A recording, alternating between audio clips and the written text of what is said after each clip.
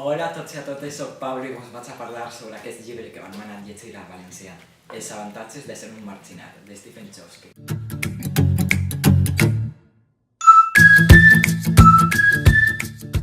Aquesta novel·la està estructurada d'una forma que m'ha agradat molt, em pareix molt original. Està feta en cartes que les mana Charlie al seu amic. Mitjançant les cartes que mana el seu amic ens permet conèixer les muntanyes russes de l'adolescència, les emocions que sent i les seves relacions amb altra gent.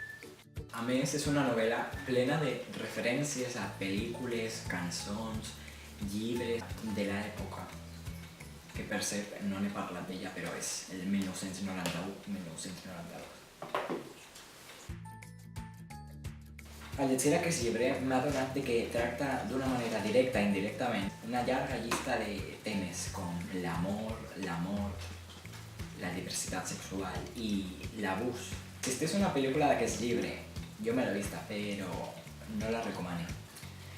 A veure, encara que el guió l'ha escrit l'autor, Stephen Chbosky, pareix que han eliminat unes escenes i situacions que trobo a faltar perquè són importants per a la trama.